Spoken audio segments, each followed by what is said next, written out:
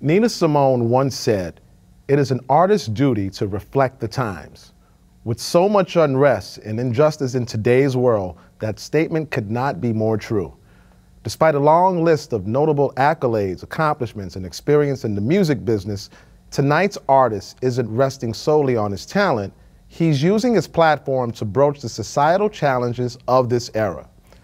Having won Grammys and shared the stage with some of jazz, R&B, soul, and hip-hop's biggest names, Keyon Harrold is here today to give us a taste of his new album, The Musician, and all of the truth enwrapped in his canvas. I'm your host, Kenyatta Beasley, and stay right here where you are because Keyon is here to give us and take us on an adventurous musical journey right here on B-Side.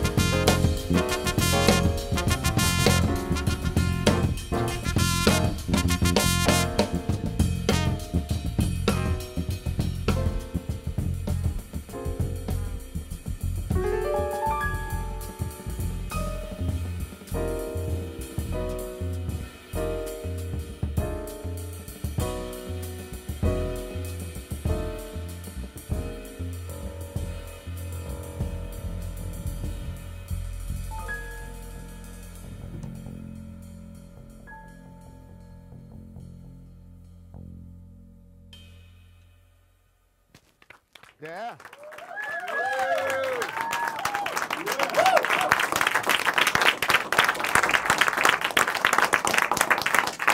Keyon Harrold, welcome to Brooklyn and the B-Sides and BRIC Media House. It's great to have you here. Can you introduce this magnificent band that you've assembled for us this evening? Okay. On the bass, give it up one time for David Cutler.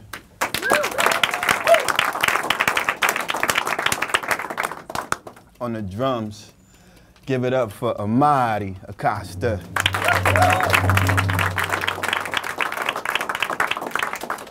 On the keys, give it up for the great James Francies.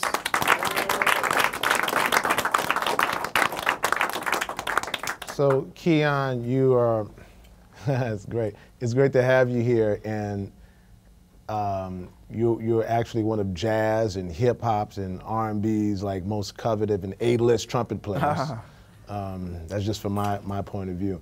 But tell us about your upbringing, man. You're originally from St. Louis? I am. I'm from St. Louis. I used to say St. Louis a few years ago until the incident with Mike Brown happened. Now I can say all over the world. I can be in China, Japan, anywhere, and say I'm from Ferguson, and most people will understand, oh, wow, you're from there. So it's changed a lot from when I first moved to New York City. I'm from Ferguson. Ferguson, Missouri. So, I mean, your upbringing in Ferguson, you're from a musical family. I am. So how many people in the house actually played music? Well, everybody in the house did some form of music. My parents were pastors, mom and dad.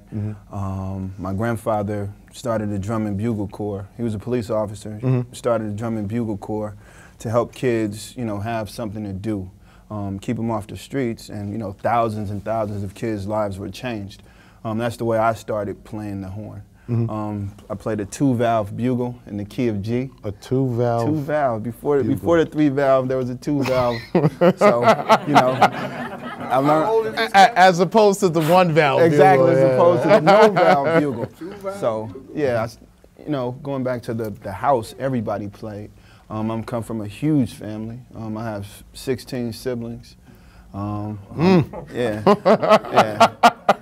This is true. This is true. So I guess. Wait, and you're out of the 16. What? I'm like number 10. Number 10. You see what I said? I said like number 10. Like number 10. Are we sure? Are you sure it's not 9? You know what I'm saying? Could be 11. I could be. I mean, it depends on how you look at it. So, you know, come from a musical family. Everybody. Always, I guess that creates competition because my brother Steve was amazing and I wanted to be like him, and my brother Robert wanted to be like him. But what did Steve play? He played the horn. All right. I mean, he didn't. I kind of shut him down. You got after a while. The humility of Keyon.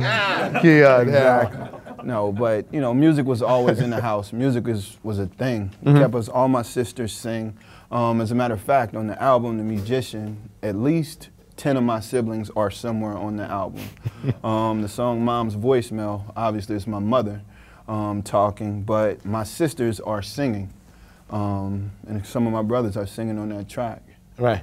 Right. So, I mean, did anybody come to New York and record, or you just had like little snippets that you've had? No, I went to St. Louis. I was down in St. Louis. We did a couple sessions down there. Oh, great, great. So I'm curious, I mean, having known you for a while, I'm not going to put a number on this, but what made you gravitate towards the trumpet? Was it because it was in the house, or? I didn't really have a choice. I wanted to play the drums. And every time I would try to play the drums, my grandfather would say, you know what? We don't have enough horn players, so you play the horn. You know, when the opportunity comes, we get more horn players, you can switch to drums. That never happened. Never happened. So I'm very envious of my brother, Emmanuel Harrold, who's a great drummer. Great drummer. He plays with the great Gregory Porter. So, right. One time for Greg Porter and Emmanuel. Yeah. So do us a favor, set up the next 2 songs, and what I want to do after the next 2 songs is actually come back and talk about Ferguson, you being like a community activist at this point, and a spokesman for Ferguson, in my opinion, a great spokesman, and you know, we can come back and talk about more of your upbringing. But set us up with the next 2 songs. Okay. What we got? The next 2 songs, the first one will be a song called MB Lament, and that's dedicated to the memory of Mike Brown and all of the other African Americans and, you know, kids treated, you know, unfairly to law enforcement. People dying too soon, dying too early before their time. This is my lament. This is my burden to paint them in a light that, you know what, they have flesh as well. Nobody deserves to die that young. The second song will be a song called Lullaby. On the album, it's called Stay This Way and Lullaby. But, you know, it started off as a song I wrote for my son that I used to sing to him before he was born. So that'll be the second tune. Cool. Keyon Harrold.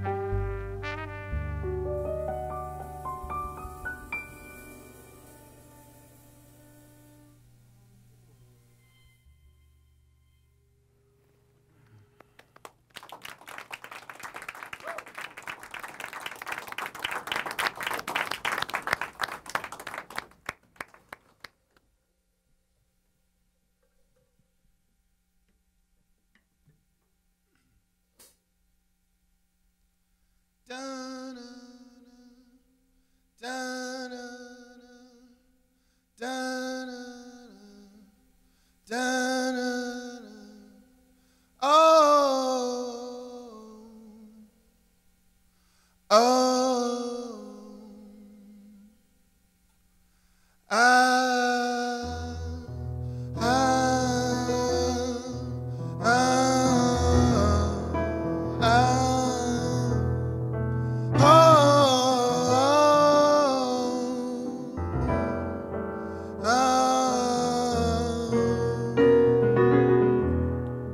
times like this seem rehearsed, and times like this shine like gold. Carry on, I love you. Nights of bliss,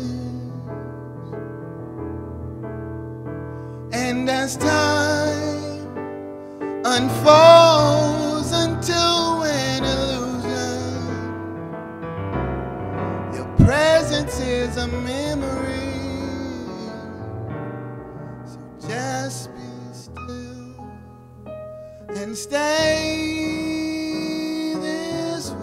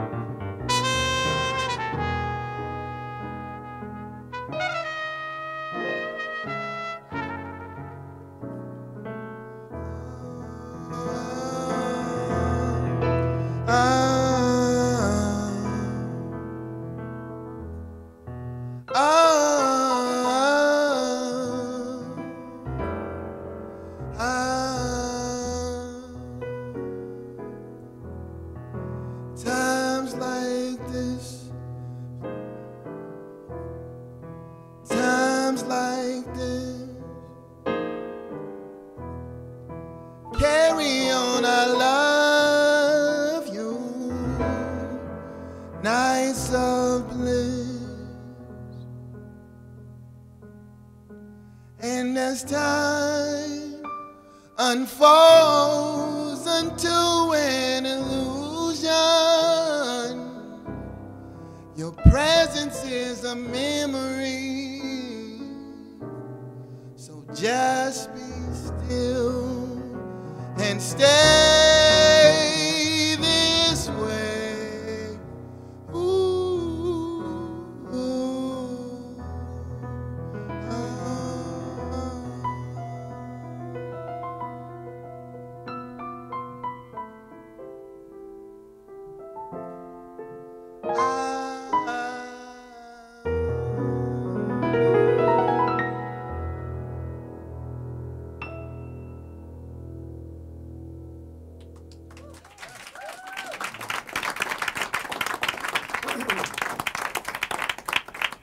So the song MB Lament, because I want to go back to Ferguson for a second. And for what I've seen, and whenever we've talked personally, I admire you because you saw what was happening in Ferguson and actually went back and said, man, this is my home and I need to like get involved. Tell us about some of the stuff that you've actually done, you know, as your community activism in Ferguson.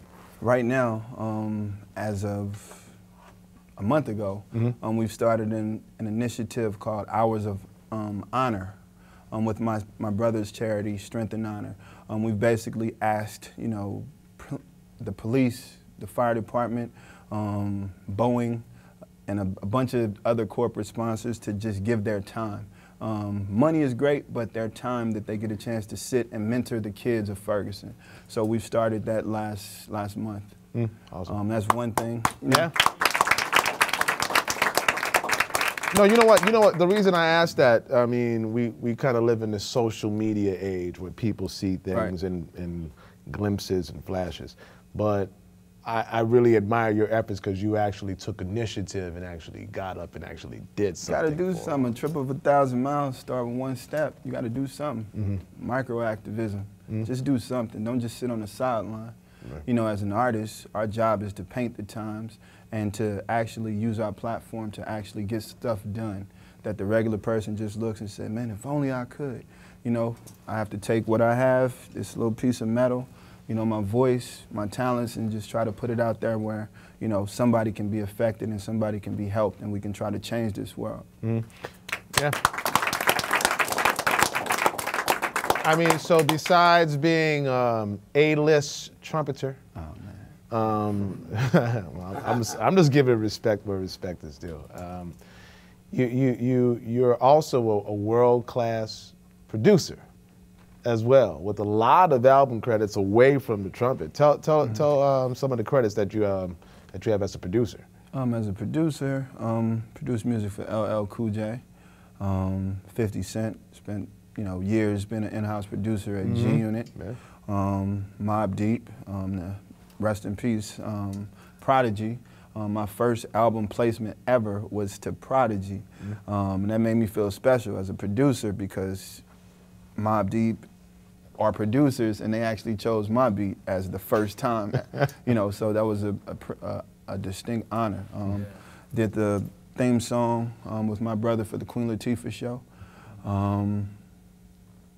There's a lot of things that I'm starting to forget, but I've been around, and music is complete to me. I don't just play the horn. I don't just teach. I don't just sing. I don't just write. I like to do it all as much as I can. So leaving Ferguson, at what point did you say to yourself, all right, I'm going to go to New York City?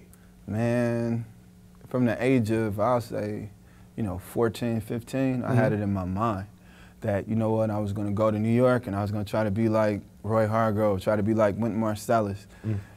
I had it in my mind at an early age that I'm going to practice, I'm going to get out there, I'm going to move to New York City, it's going to be bright lights, and I'm going to shine.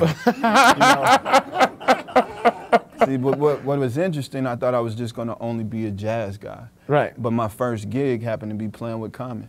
Right. So that changed everything. Right, because the first time I met you was at Small's Jazz Club at 3 in the morning, and I'm like, who is this? Terrell Stafford brought me. And we linked up, and I'm like, who's the guy from St. Louis? And there you were.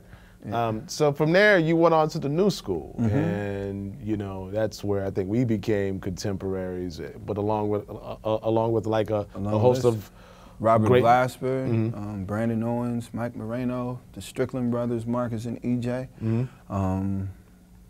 a host of guys. Shedrick Mitchell. Shedrick Mitchell is my man. That's and Marcus Baylor, some of the guys that really got me to move to New York City because they were my big brothers. They're from Ferguson as well. Mark Cullenberg, So from you being at the Manus/New School, you went on to play with Common, but man, from my experiences, you're like a very unique musician because not only have you walked and played with a lot of jazz legends, you've worked with a lot of hip hop greats, a lot of R&B greats. I mean, you've worked with a wide range. Jay-Z, Beyonce, list goes on. Yeah, so Rihanna. Rihanna. Ah, yeah.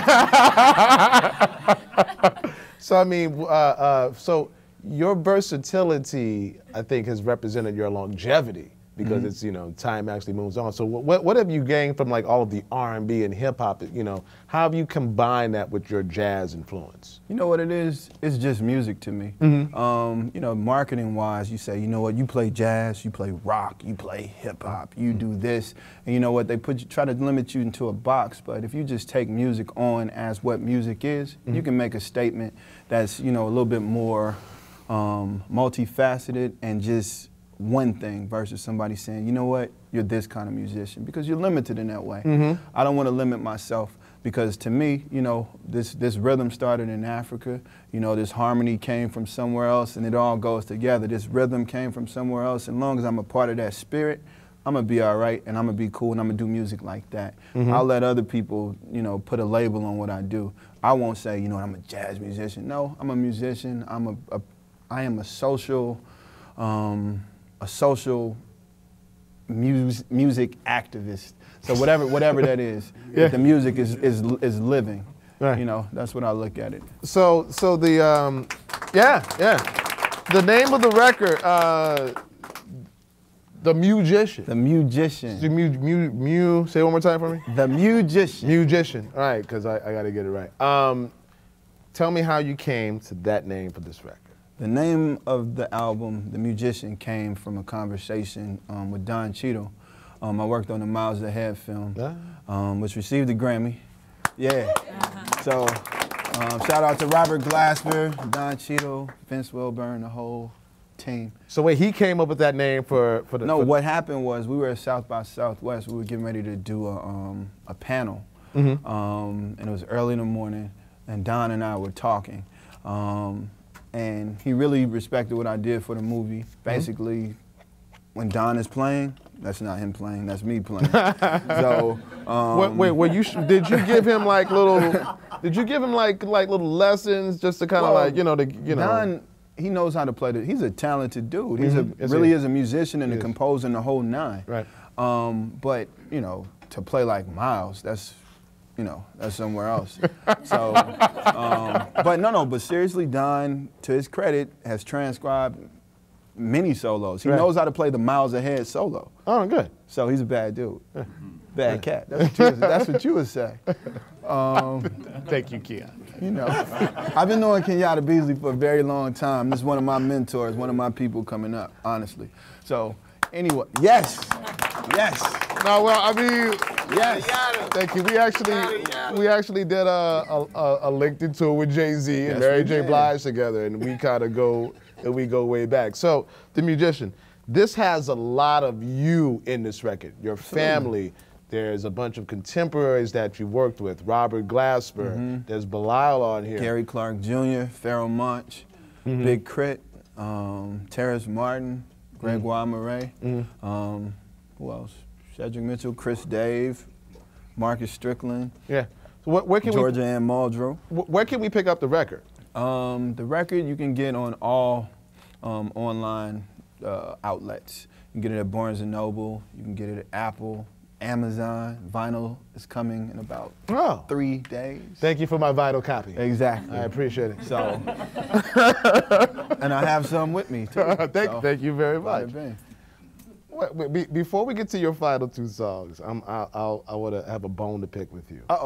And it's a nice bone to pick. I was like, man, you know what? It had to be an honor for Keyon to get chosen to play trumpet for the Miles Davis movie.